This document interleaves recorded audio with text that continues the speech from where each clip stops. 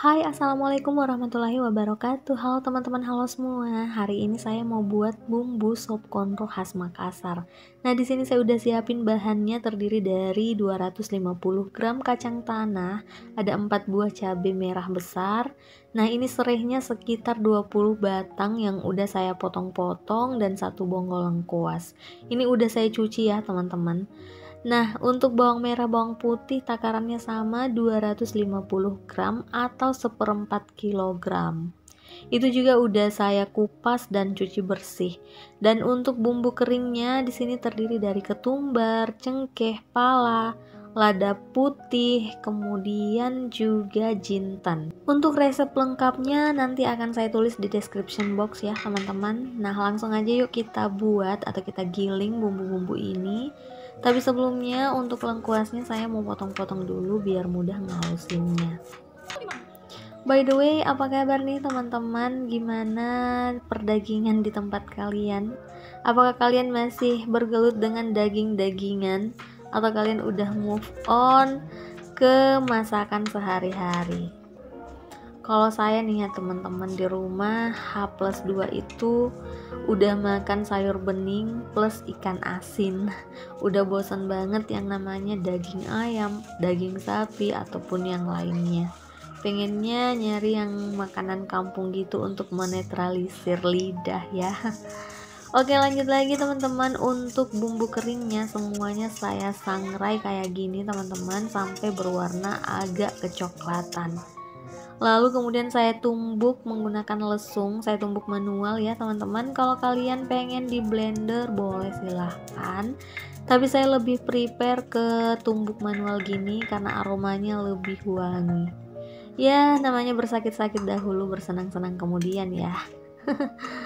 Oke, setelah halus lanjut saya pindahin ke wadah. Nah, sebenarnya membuat bumbu-bumbuan itu lebih wangi kalau kita ngalusinnya secara manual kayak gini ketimbang harus di blender. Oke, lanjut lagi. Sekarang saya mau goreng kacang tanah. Nah, di sini saya menggoreng pakai minyak ya, tapi dikit aja. Nah, ini kita goreng sampai benar-benar matang, dan setelah sedikit berubah warna, saya matikan api kompornya teman-teman, tapi nggak langsung saya angkat, saya aduk-aduk dulu kayak gini sampai benar-benar matang kacangnya. Nah, proses ini menghindari kehangusan ya atau kegosongan teman-teman.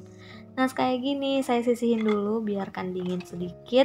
Lanjut lagi saya mau giling bawang merah, bawang putih. Nah, di sini saya memberikan sedikit minyak agar mudah ngalusinnya. Jadi di sini saya nggak menggunakan air ya teman-teman. Oke, langsung dihaluskan sehalus mungkin. Jadi nanti pada saat ditumis saya udah nggak menggunakan minyak lagi.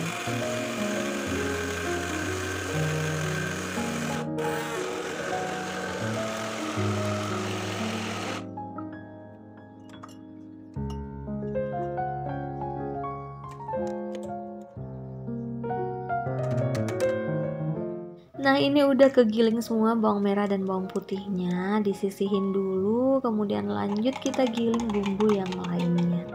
Pastikan bawang merah dan bawang putihnya benar-benar halus ya teman-teman, karena kadang bawang merah bawang putih itu masih ada yang berbiji gitu loh tanpa kita sadari. Jadi pastikan semuanya benar-benar halus atau hancur. Oke, lanjut lagi digiling si serai dan lengkuasnya. Masih sama, saya menggunakan minyak sebagai pelunasnya. Nah, ini juga dihaluskan sehalus mungkin teman-teman. Kalau kalian punya tenaga ekstra, lebih bagusnya lagi digiling atau ditumbuk secara manual menggunakan lesung teman-teman. Itu hasilnya bakalan lebih wangi lagi aromanya.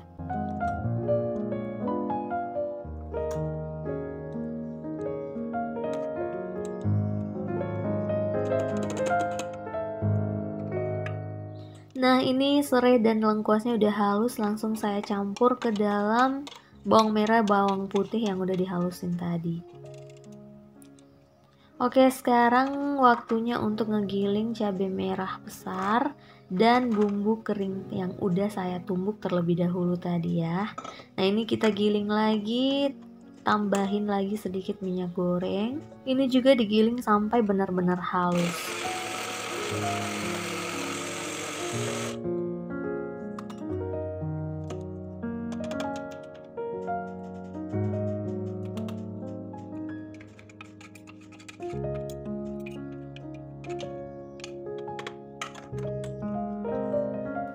Oke, langsung kita satukan aja ya bumbunya, mulai dari bawang merah, bawang putih, lengkuas, serai, cabai merah sampai ke bumbu keringnya. Nah, ini kacangnya udah sedikit dingin, lanjut saya mau tumbuk teman-teman. Lagi-lagi saya tumbuk secara manual biar hasilnya lebih mantul. Nah, ini hasilnya kayak gini ya. Konsistensi kehalusannya seperti itu kurang lebihnya teman-teman. Tingkat kehalusan kacang untuk sop konro itu beda dengan coto Makassar. Kalau coto Makassar yang pertama dia menggunakan kacang lebih banyak dan kita haluskan sampai benar-benar ngeluarin minyak si kacangnya. Jadi benar-benar halus kalau untuk bumbu coto Makassar teman-teman. Nah, ini udah semua, waktunya saya tumis. Langsung saya masukin aja ke dalam wajan tanpa menggunakan minyak lagi ya teman-teman, karena ini udah berminyak banget. Tapi karena berhubung kita menggunakan kacang di sini, jadi bumbunya nggak begitu berminyak nantinya. Nanti minyaknya keluar pada saat dicampur ke dalam kuah sop konronya, teman-teman.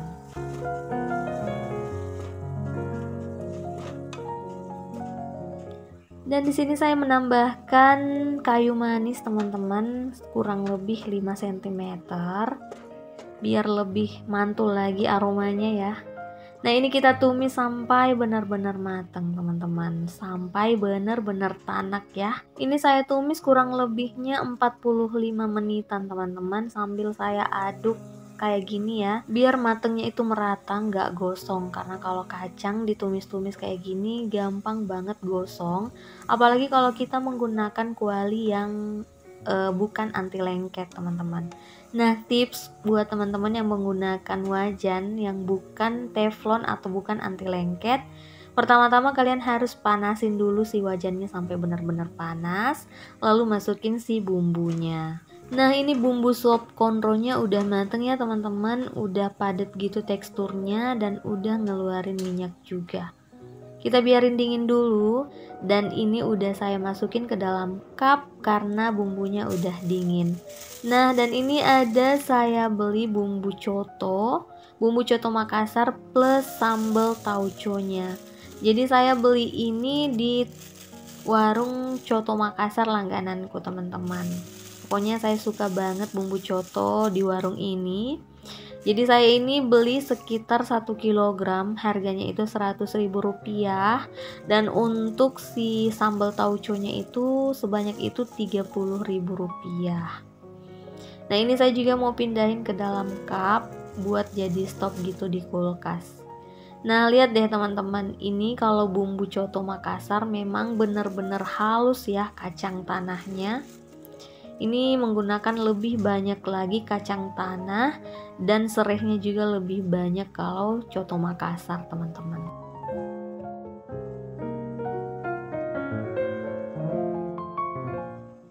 Alhamdulillah sekarang saya udah punya stok bumbu sop konro dan juga bumbu coto Makassar.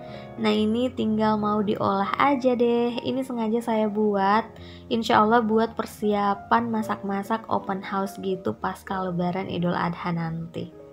Jadi ini total ada 2 cup ya hasilnya, 2 cup untuk bumbu sop konro dan 2 cup untuk bumbu coto Makassar. Nah, dalam 1 cupnya ini biasanya saya olah 2 kali, jadi lumayan lah ya buat stok beberapa kali olahan gitu teman-teman.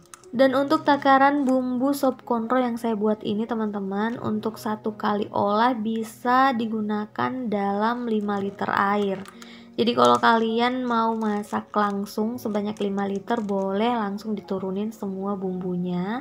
Nanti tinggal ditambahin bahan-bahan pelengkap seperti susu dan juga kocokan telur. Nah, kalau udah gini hati udah tenang ya, tinggal masak-masak aja, cemplang-cemplung jadi deh. Finally, selesai juga ya membuat sop konro alias bumbu sop konro khas Makassar ala Husna. Kalau kalian cocok dengan resep saya, boleh di recook teman-teman. Tapi kalau kalian punya versi lain, silahkan ikuti versi kalian masing-masing. Karena setiap orang punya selera tersendiri dalam memasak. Terima kasih sudah menonton, semoga bermanfaat and see you on my next video. Bye!